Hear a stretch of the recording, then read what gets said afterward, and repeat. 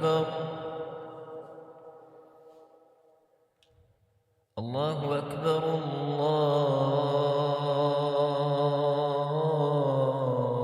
الله أكبر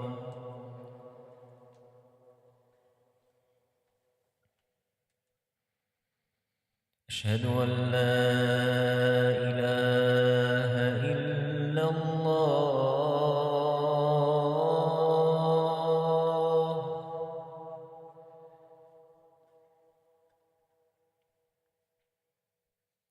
أشهد أن لا إله إلا الله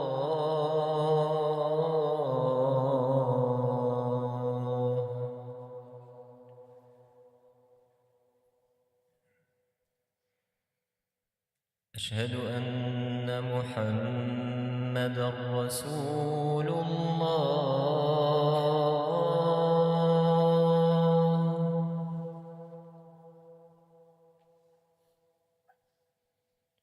أشهد أن محمدًا رسول الله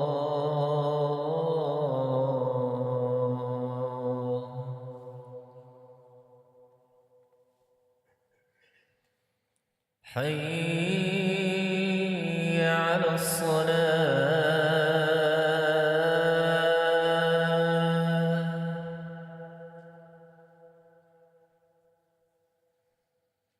حي على الصلاة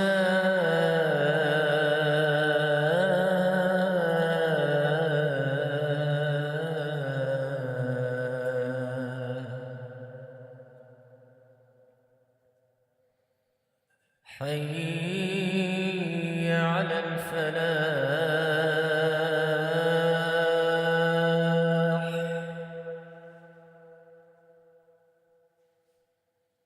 حي على الفلاح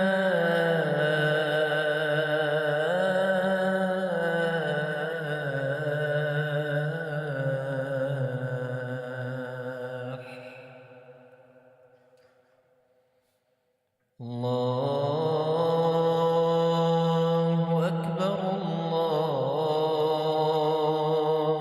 أكبر لا إله إلا الله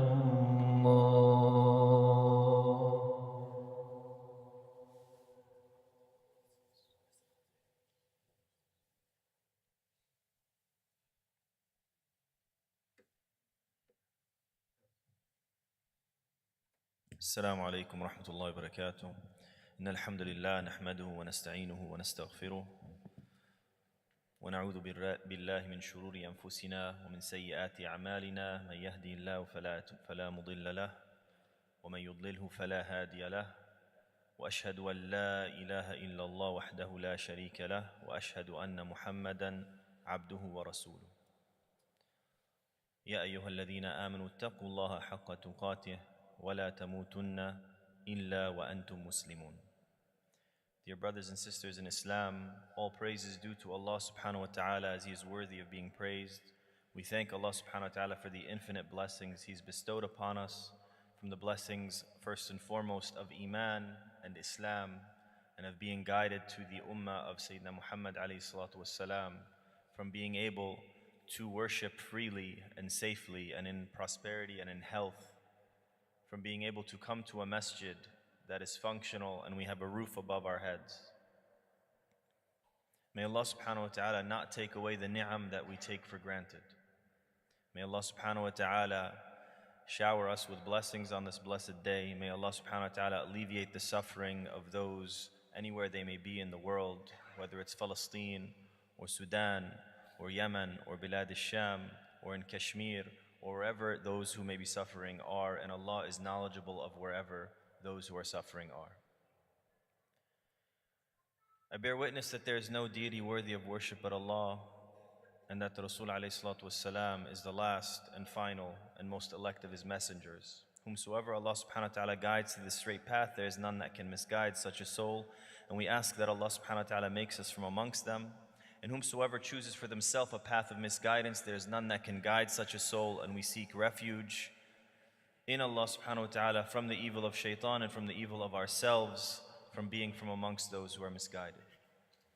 Allah subhanahu wa ta'ala reminds us, Ya ayyuhal ladhina amanu, O you who have attained faith, people of iman, have taqwa, taqullaha haqqa tuqatih. Have reverence, have awe, have fear with regards to Allah subhanahu wa ta'ala in a manner which is due to Allah subhanahu wa ta'ala. And die not, وَلَا تَمُوتُنَّ إِلَّا وَأَنْتُم مُسْلِمُونَ. Die not but in a state of loving surrender. Die not but in a state of submission to Allah subhanahu wa ta'ala. Die not but in a state of Islam, such that when your soul and my soul departs this world, whether that is later today, later this week, month, year, decades, many years from now, it is insha'Allah with the blessing of salam from the malaika. For you and I cannot choose when we go, but we can choose how we go.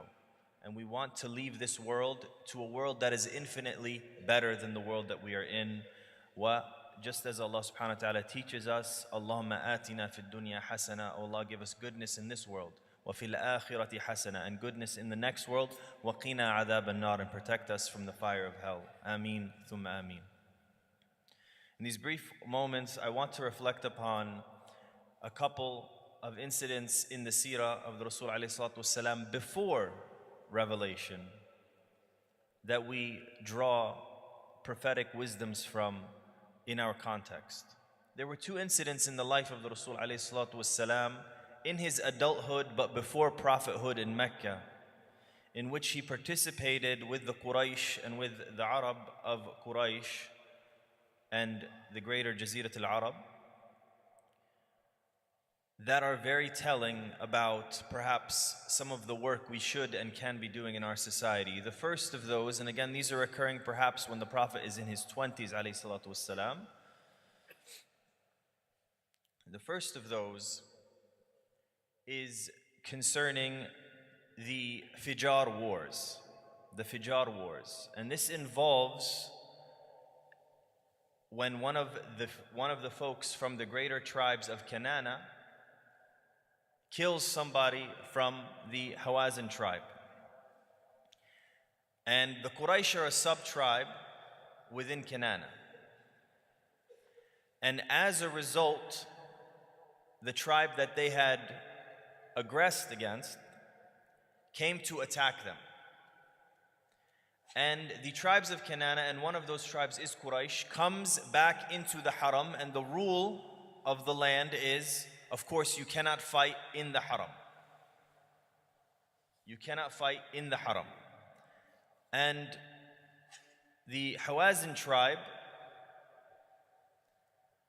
was so angry about what happened that they shed blood in the precincts of the Kaaba. And this led to a domino effect of battles for years between these greater tribes. And the Rasul alayhi salatu wasalam, as a young man, his role was to collect the arrows and give them arrows that missed their target, and give those arrows to the archers from the side of the Quraysh. And he said, if I was in that situation again, I would do the same thing. And it's interesting because it is the side of the Quraysh who actually shed blood first. But the retaliation of shedding blood was compounded by the enemy by shedding blood in the Kaaba, which was an even greater evil. So even though the side of the Quraysh actually initiated the aggression, when the aggression came back on them, not just on them, but in the Kaaba, it was so evil that it set off a series of wars. And there was evil on both sides of that. And the Rasul ﷺ, before his prophethood, was involved with the side of the Quraysh in terms of collecting arrows and giving them to the archers. This is one of the stories. The other stories, perhaps a little bit more well known, is the story of Hilf al-Fudul. And this is a pact which happened shortly after one of the Hajj seasons before the Rasul ﷺ was a messenger again. The people, of course, have been making Hajj from the beginning of time. And yes, there was idolatry in the precincts of the Kaaba, but the people were coming from all over the Arabian Peninsula to perform their Hajj rites. And there was a man from one of the tribes of Yemen who had sold some goods in the Hajj season to Al-As ibn Wa'il, the father of Amr ibn al-As radiallahu anhu. Al-As ibn Wa'il was a chief of the Quraysh. He was a quote-unquote nobleman of much stature, privilege, and power. And so Al-As ibn Wa'il said, I'll take these goods from you. I will pay for them later. Come back tomorrow. And so this episode continued to play where the man from Yemen who sold Al-As ibn Wa'il his goods would come back to Al-As ibn Wa'il asking for his compensation, for the money, for what he sold him. And he said, come back tomorrow. Come back when the Hajj season is over and before you go back to Yemen. I will give you your compensation. Now with that time and the tribe of this person in Yemen also dissipated and went back to Yemen, this man was by himself. And Al-As ibn Wa'il, with his power, with his stature, with his status in the community, abused his power and basically said, I don't owe you anything. Go back to your tribe. The strong would consume the weak. The strong would consume the weak, as you would see. Right? And so this man was in a corner and he wanted his compensation that he was 100% rightful to receive. And so he did what people did back then in terms of complaining. And when they complained in prose. They complained by using poetry. And so he went to the Kaaba and started lambasting the culture of Quraysh and humiliating them in Hajj season for how? How is it that the people of Al-Haram, how is it the people of Masjid Al-Haram, how is it that they could consume the wealth of those who are coming to visit the noble house? And just a couple of those lines at the end of the poetry, Inna al-harama liman matat karamatuhu ولا حرام لثوب الفاجر الغدر, which is saying that the haram belongs to those who are noble. The haram, the Kaaba, belongs to those who are noble. And there is no nobility in wearing a thawb if you are a traitor, if you are a cheater. There's no nobility in Ya Quraysh giving people mai, giving people zamzam, and then telling people, you stay in Muzdalifah, you stay in Mina, and we will stay in our homes, as they would do. There is no nobility in giving people zamzam and then robbing them of their property.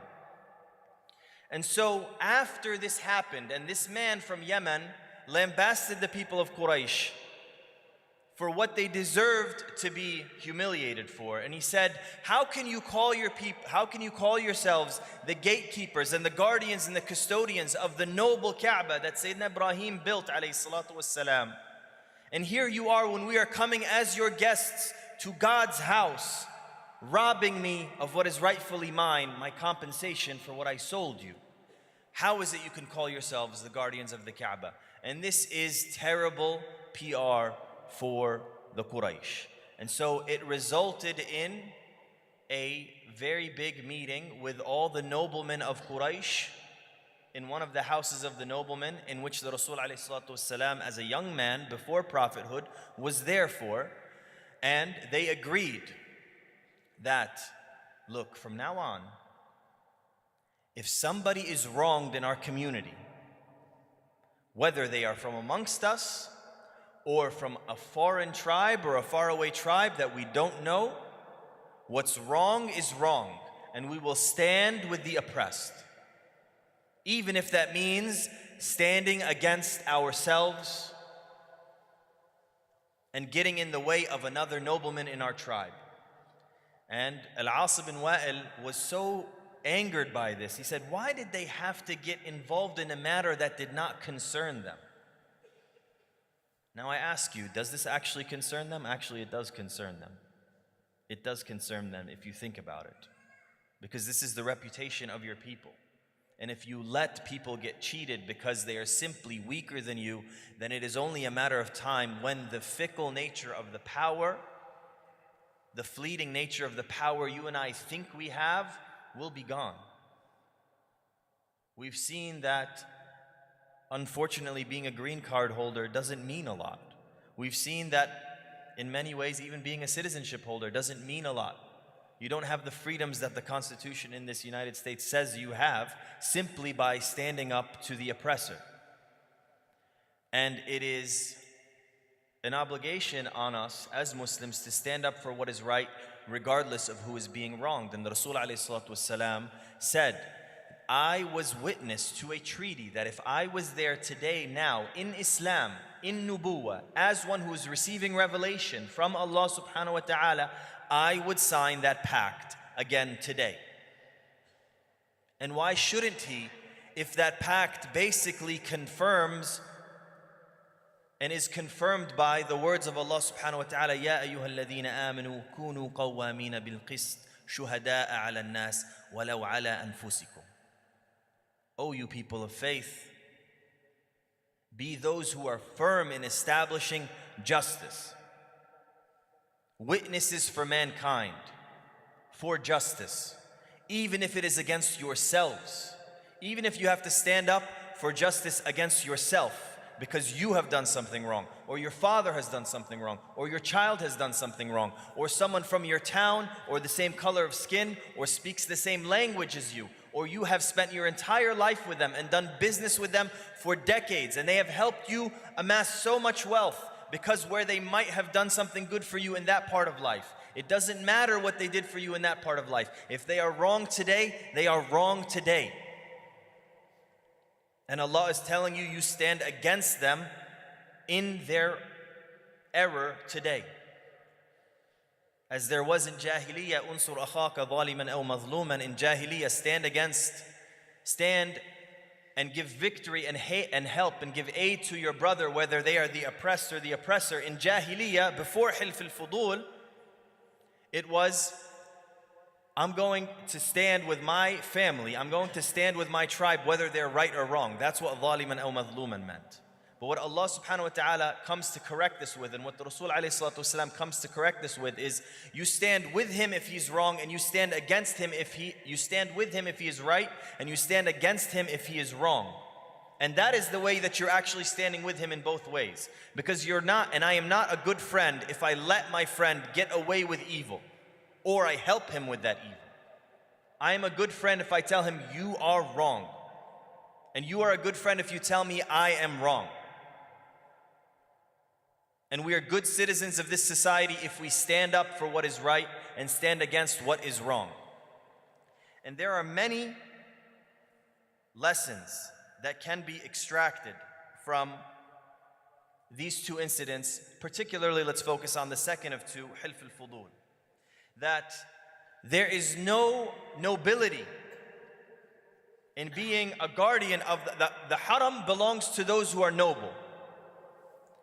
And there is no nobility in wearing a thawb if you are a traitor.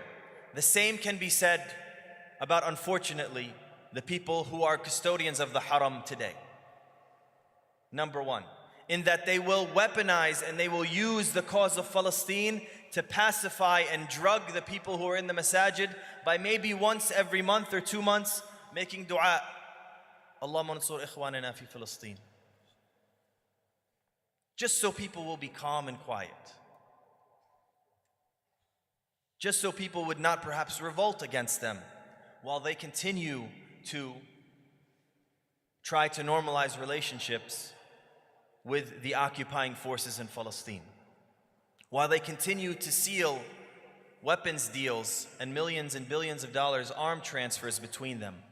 While they continue to give very mild sound bites to stop the genocide in Gaza and the famine in Gaza, while they funnel food to the occupation forces. There is no sharaf, there is no nobility in wearing a thawb, in being from a particular land where Allah's sacred house is, if you are a traitor. And we seek refuge in Allah subhanahu wa ta'ala from being from amongst them. Similarly, the Quds is not, and Bayt al-Maqdis is not for criminals. Masjid al-Haram is not for criminals. Bayt al-Maqdis is not for criminals.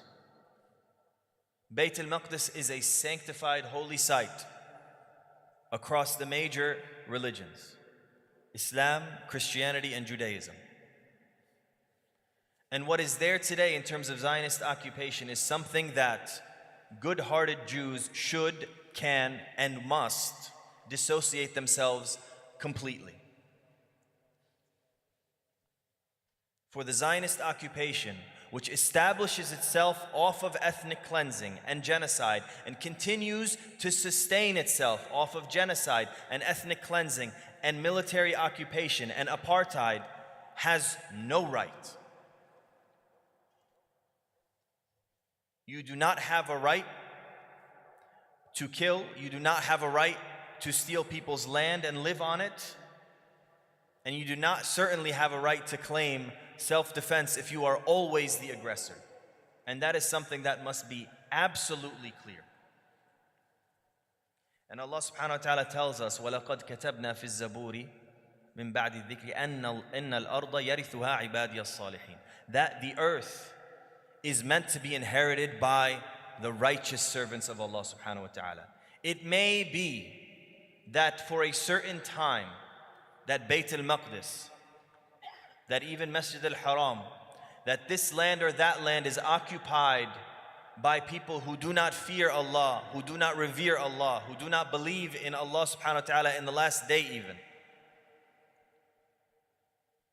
But eventually it will be that righteousness will prevail. Another lesson to extract from that is the impact of silence. Al-As bin Wa'il said, why did they have to get involved in a matter which did not concern them? Well, the reality is, if we are silent on genocide, and we are silent on dhulm, and we are silent on starvation, and we are silent on the crimes that unfortunately our government here is funding and can stop with the blink of an eye or the snap of a finger. If we are silent on that, then there's nothing that anyone can actually stop in this world. There's nothing that someone can say to say, you are doing something wrong in that part of the world. And it creates the pretext for other oppressors to say, hey, they let genocide slide. Let's go ahead and start bombing Pakistan. Let's go ahead and start another war between India and Pakistan. Let's go ahead and continue to oppress the Kashmiri Muslims. And then this is a dirty colonial trick where you have the same ethnic group in India and Pakistan. And India has the third largest Muslim population in the world. And you have these people who understand each other, even though their faith divide, better than those who have programmed them to hate each other. Because Britain goes and divides the land, foments hatred across sectarian lines, and then convinces people to commit atrocities against one another. And then, over time, because of that hatred and that colonial divide, a country like India, who has been classically very much aligned with the Palestinian cause, is now more and more, with time, aligned with the Zionist occupation. And if humanity is silent on something like Gaza, on something like Sudan, on something like Kashmir, you cannot stop, and humanity cannot stop anything else. And that is why something like a Democratic official standing for 25 hours in the Congress talking about infractions and deviations from the Constitution of the United States falls on deaf ears, because that same elected official votes to send billions of dollars of aid to the Zionist occupation merely hours later, after he stood for 25 hours to talk about freedom and the Constitution of the United States. And the last of those lessons, and there are many more, is the principle of having principled activism and principled interfaith work. that the Rasul ﷺ, before revelation came to him, worked with those, even though he disagreed with their shirk. What they were standing for was right in that time. And what we stand for in Palestine, we can stand with people who are Jewish. We can stand with people who are Christian. We can stand with people who are Hindu. We can stand with people who do not believe in Allah subhanahu wa ta'ala, even though that is not the conclusion people should be making in life. If they stand for justice, if the cause is a just cause, if the cause is liberating Palestine, if the cause is stopping genocide, you can and should and must stand with them.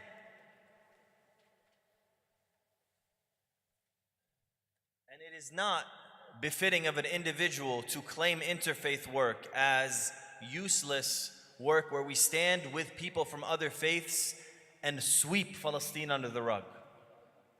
Or we stand with people of other faiths to condemn those who genocide is being perpetrated against. That is not interfaith.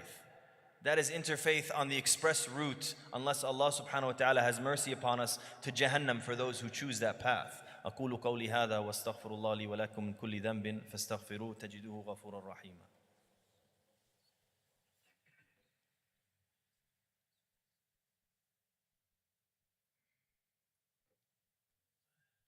بسم الله والحمد لله والصلاة والسلام على رسول الله وعلى آله وصحبه ولا يا أيها الذين آمنوا اتقوا الله وقولوا قولا سديدا يصلح لكم أعمالكم ويغفر لكم ذنوبكم ومن يطع الله ورسوله فقد فاز فوزا عظيما. We mentioned stories from the seerah of the Rasul alayhi salatu wasalam in the first part of the khutbah and connected it to the contemporaneous era that we are living in, the time that we are living in, with what has befallen our brothers and sisters in Palestine, and may Allah subhanahu wa ta'ala alleviate their struggle and the genocide that they are subjected to, liberate them permanently, and allow us to all visit and pray in a free Masjid al-Aqsa, and may Allah allow us to be from amongst those who contribute to its liberation and not those who are an impediment to its liberation. Tonight at 6:30 we have an event for Palestine where we have a brother from our community, Brother Faris Amir, who many of you know, who is from Palestine. He's a Muslim from Palestine who lived under military occupation. And we have someone from the interfaith community, a true interfaith partner, Karen Carmelli from Jewish Voice for Peace, who also lived in an illegal settlement and refers to herself as an anti-Zionist Jew, who's going to speak about her time living in an illegal settlement and awakening to the fact that the settlers are the terrorists, that Zionism is the evil force in the land, and what led her to a pathway of activism advocating for the people of Palestine. This event starts promptly at 6:30 p.m. And when I say 6:30 p.m., I mean 6:30 p.m. Whatever it is you need to do to be here to participate, it is, inshallah, a beautiful presentation that both of these presenters have worked on for over a year now. They've presented at several universities in the area. It's a talk from both of them, followed by a joint moderated discussion. We want you to participate in this. Many of you ask what we can do for Palestine. Part of it is definitely staying plugged in. Part of it is making sure our hearts can remain connected. And part of it is reminding ourselves of the struggle. Even though we have heard some of these stories, this is a very powerful story to hear. And there will be new information that you have not heard before. Please come. Again, it starts at 6:30 promptly in the masjid lobby, inshallah. Refreshments will be served. And please tell your family. If you have an honest neighbor, a sincere neighbor who is not Muslim, or a sincere coworker who is not Muslim, but they are sincere in terms of learning about this event, please tell them to come. اللهم صل على سيدنا محمد وعلى آل محمد كما صليت على إبراهيم وعلى آل إبراهيم وبارك على محمد وعلى آل محمد كما باركت على إبراهيم وعلى آل إبراهيم في العالمين إنك حميد مجيد اللهم اغفر للمسلمين والمسلمات والمؤمنين والمؤمنات الأحياء منهم والأموات إنك سميع قريب مجيب الدعوات وأقم الصلاة.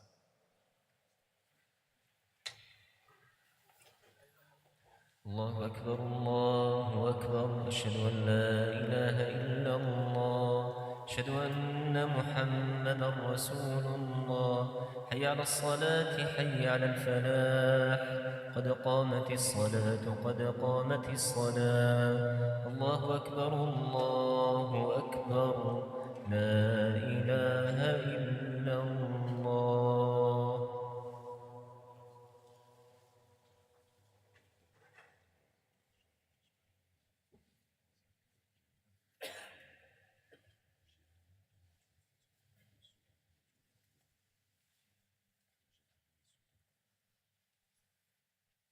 Request for dua for our brother Muhammad Dalil.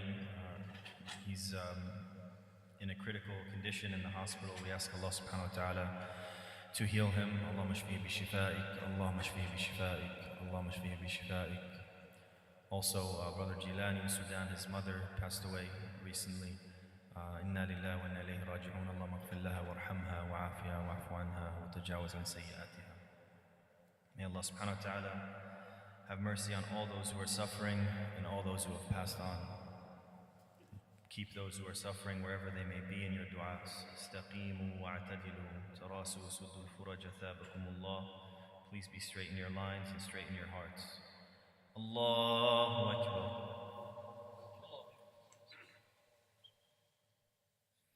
Bismillahir Rahmanir Rahim. Alhamdulillahi Rabbil Alameen. Ar-Rahmanir Rahim. Maliki Yawmiddin. Iyyaka na'budu wa iyyaka nasta'in.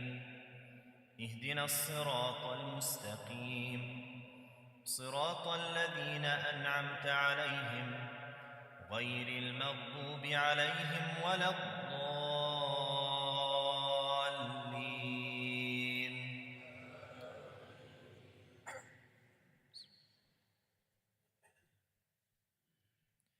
بسم الله الرحمن الرحيم والعصر إن الإنسان لفي خسر إلا الذين آمنوا وعملوا الصالحات وتواصوا بالحق وتواصوا بالصبر.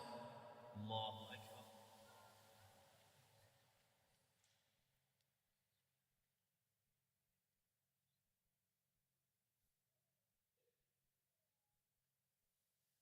سمع الله لمن حمده. الله أكبر.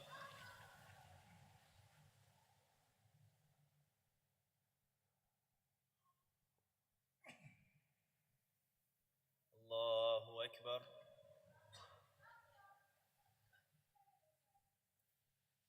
الله أكبر.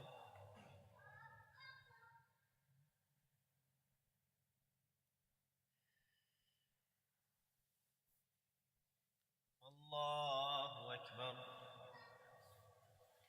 بسم الله الرحمن الرحيم. الحمد لله رب العالمين الرحمن الرحيم مالك يوم الدين إياك نعبد وإياك نستعين اهدنا الصراط المستقيم صراط الذين أنعمت عليهم غير المغضوب عليهم ولا الضالين.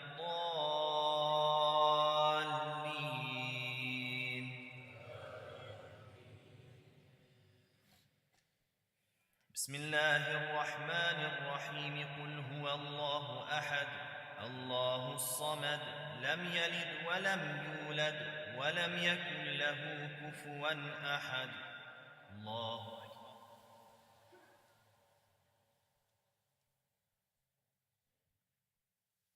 سمع الله لمن حمده. الله أكبر.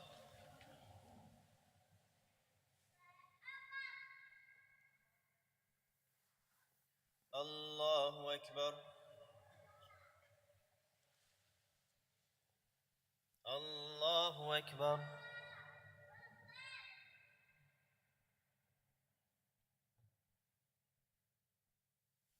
الله أكبر.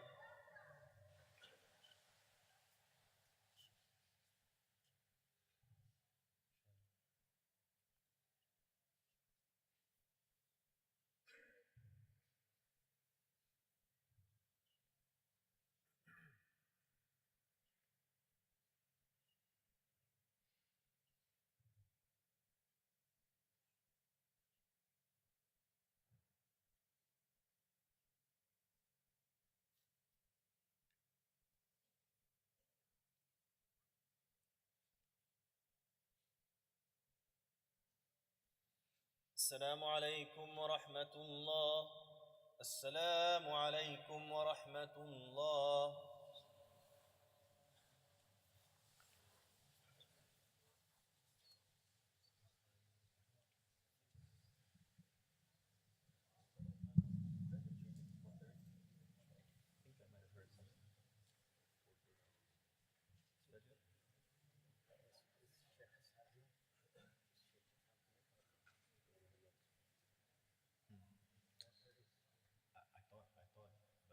I thought I heard Sheikh. Assalamu alaikum. Just trying to get confirmation if there's changes to salah times as of tomorrow morning. There may be a change in Fajr time, bumping it up 15 minutes. Yeah, I think we'll confirm, but I believe that Fajr salah starting tomorrow morning will be 4:30 a.m. I'm not sure if there's a change to Isha or not. But also, as we mentioned, there's an event tonight here in the masjid. Yep, for Palestine, starting promptly at 6:30. Jazakumullah khair.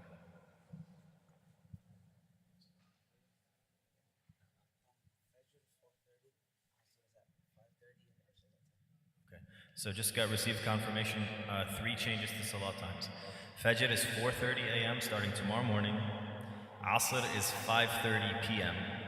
5:30 p.m. starting tomorrow. And Isha will be 10 p.m. starting tomorrow. 4:30 a.m. Fajr, 5:30 p.m. Asr, 10 p.m. Isha. Jazakumullah khair.